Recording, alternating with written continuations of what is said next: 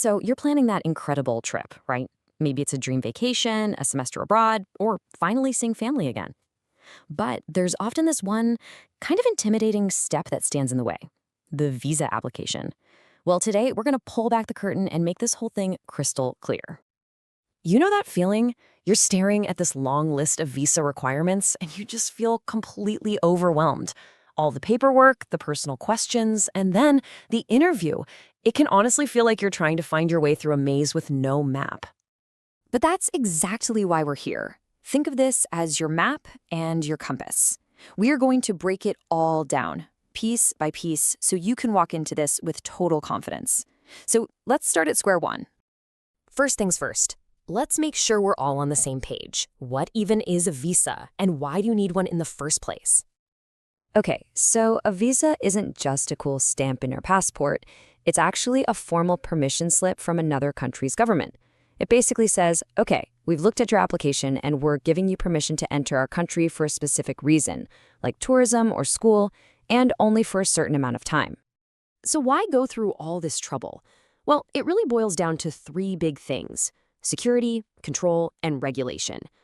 Governments use visas to check people out beforehand, to manage the flow of who's coming and going, and to make sure that if you're there to work or study, you're doing it by the book. And, not all visas are created equal. The one you need completely depends on why you're traveling. As you can see, tourist visas for vacations are the most common, but there are also student visas, work visas if you've got a job lined up, and even business visas for things like conferences. All right, we've covered the what and the why. Now let's get into the good stuff, the how. We're going to walk through the entire application journey, right here, right now. So the whole journey pretty much looks like this. First, you nail down exactly which type of visa you need. Then, you read all the requirements super carefully and fill out the forms. Next, you gather up all your documents, schedule and go to your interview, and then you wait for the decision.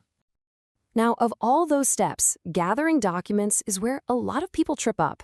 Of course, you need the basics, like your passport and photos, but you also need things like bank statements to prove you can support yourself and a clear travel plan. Seriously, think of this as building your case. Being organized here is a total game changer.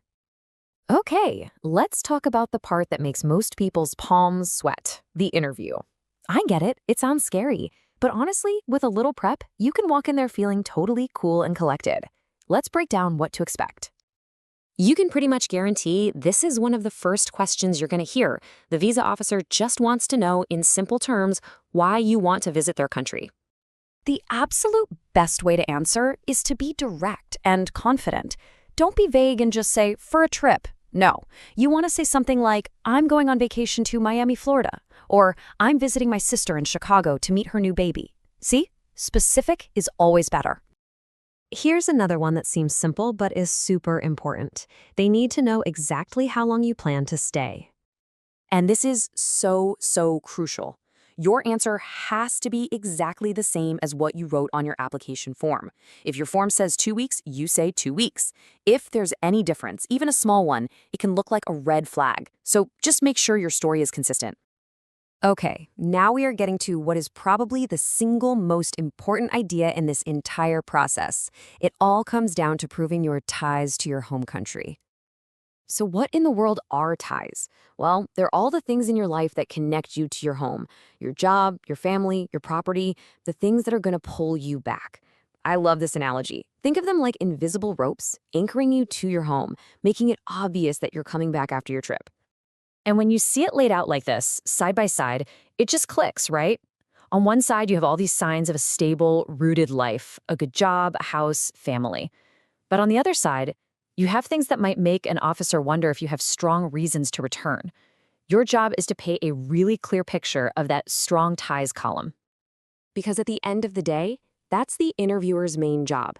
They have to walk away from your conversation absolutely convinced that you are a real visitor and that you have every intention of going home when you're supposed to. Your ties are the proof. So how do you do that? You prepare your evidence. Bring a letter from your boss confirming you have a job to come back to. Bring bank statements. Bring a deed to your property. Look, they might not even ask to see any of it, but it is always better to have it and not need it than to need it and not have it. And there you have it. We've walked through the whole thing, from what a visa is to the secret sauce for the interview. That maze should be looking a lot more like a straight path now, right? So, thinking about your own travel plans, what's the very first step you're going to take to get ready?